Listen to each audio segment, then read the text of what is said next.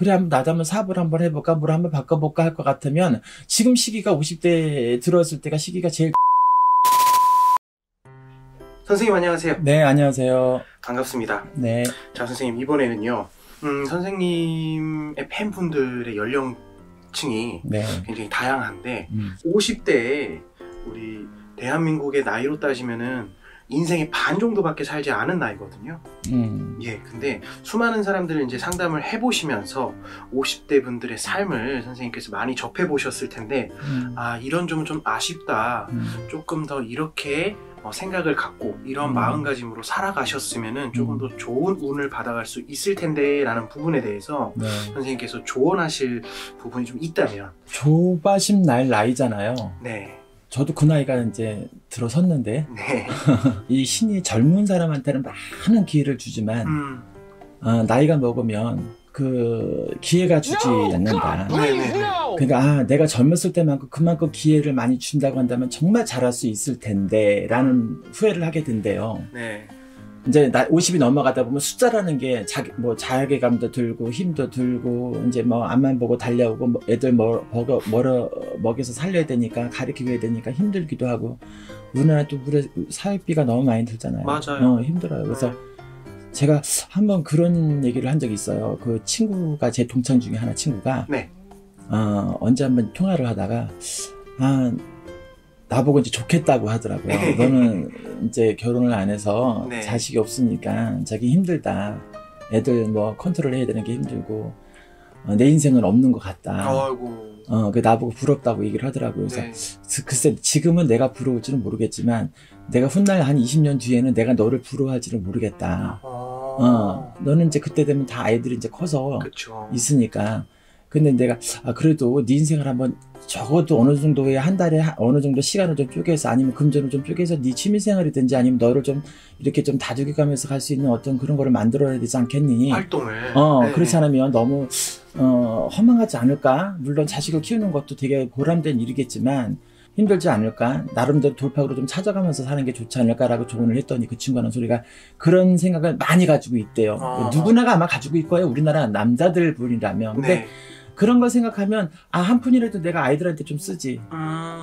이게 이렇게 막 수학원을 더 보내지. 뭐 가족을 위해서. 그렇게 해서 망설이면서 자신을 좀 이렇게 못 추스리고 간다고 얘기를 하더라고요. 그래서 이 다음에 늙으면 더 나이 먹으면 우리 낚시나 좀 다니자 이러더라. 네. 이렇게 해서 전화를 끊었는데. 네. 이게 어쩔 수 없는 그 합리화가 되어버렸네요. 네, 그래요. 그래서 가정 노릇을 해야 되니까. 내가 안 맞는 직성, 안 맞는 적성, 안 맞는 뭐 직업이라도 어쩔 수 없이 가야 될 수밖에 없어요. 네. 그래서 아마 우리 50대의 남자분들이 내가 직장 생활을 한다 그러면 지금은 우리나라가 뭐 정년퇴직이라는 게 되게 불안하잖아요. 네네네. 그리고 앞으로도 이 코로나 이후로 아마 IMF 정도의 어떤 큰 타격이 올 것 같아요. 네네. 그러면 구조조정이라든지 이런 것들에 대해서 아마 지금 고민하는 분들이 많을 거고 내가 뭔가를 한번 내 사업을 한번 해보고 한번 내 장사를 한번 해보겠다. 맨날 그나물에 그 밥이고 월급쟁이 그냥 그러니까 그래 나도 한번 사업을 한번 해볼까 뭘 한번 바꿔볼까 할 것 같으면 지금 시기가 50대에 들어왔을 때가 시기가 제일 적정한 시기예요. 더 늦으면 못하니까. 그쵸. 내가 적성에 잘 맞고 내가 잘할 수 있는 게 무엇인지를 먼저 본인이 생각을 하시고 거기에 대해서 미리 내가 준비를 해야 될 것 같아요. 미리미리 적어도 2, 3년 전부터 준비를 해보고 뭐 배운다든지 아니면 익힌다든지 회사 생활을 하면서 이렇게 하면서 어느 때와 시기가 됐을 때 바꿔보고 그러니까 우리가 보면 장사 잘 되는 사람들 보면 물론 뭐 가게터라든지 뭐 장사 운이라는 건 여러 가지 맞춰줘야겠지만 장사하는 사람들은 타고나는 어떤 기질이 있어요. 성격들 그 사람 진짜 뭐 오장육부 다 내놓고 정말 장사 잘하더라 이 사람들은 다 오르고 정말 양념 잘 치더라. 근데 그런 사람들이 의외로 또 뭐냐면 제대로 된 때나 아니면 시기를 맞추면 정말 대박을 칠 수 있거든요. 그게 맞는 적성의 어떤 인성을 갖고 성격을 가지고 있는지 없는지를 해야 해요. 판단을 그렇지 않으면 바꿔야지.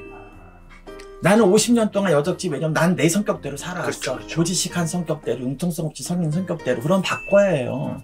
장사를 하든 안 하든 직업 변동을 하든 뭐를 하든 간에 이제는 내가 노후이라는 거는 왜냐면 내가 이제 점점 외로워질 수밖에 없어요.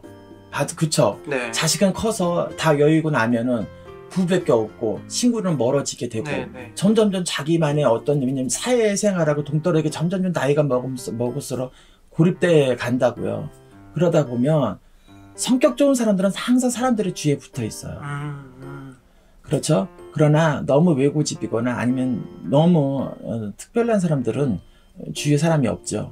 그러니까 내 성격의 모든 습관들, 네. 아니면 내가 여러없이 그냥 모르고 왔던 것들 곰곰이 생각해서 이제 정리정돈을 해야 되는 반이 왔으니까, 네. 아, 내가 잘한 건 뭐였고 내가 잘못하고 있는 건 뭐였을까라는 걸 아마 중점적으로 한번 본인을 채찍질하고 당금질해서 거기서 탈바꿈을 좀 할 수 있는 노력을 조금씩이라도 아마 하나에서 차근차근 시작해서 바꿔봤으면 좋겠어요. 이거는 신을 떠고 점을 떠나서 보면, 그러니까 우리가 점을 보거나 아니면 상담을 하다 보면 그 성격이나 이 사주에 깃들어 있는 것들 때문에 벗어나지 못해서 맨날 그 나물에 그 밥이 그 나물에 그 밥인 사람들이 너무 많아요. 내가 어떤 노하우가 있고 어떤 준비가 돼 있어도 어떤 때가 좋은지, 나하고 또 그런 것들이 직업 변동을 하거나 아니면 또 사업을 하거나 장사를 하거나 뭔가 바꿨을 때 나하고 잘 맞는지 안 맞는지를 판단을 하고 시기적절한 때를 선택을 해서 하게 되면 나중에 훗날 그래도 후회는 하지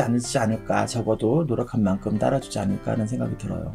조금씩 노력한다고 한다면 그게 어느 순간에 어느 시절이 지나고 나면 바뀌어 있을 거예요. 맞습니다.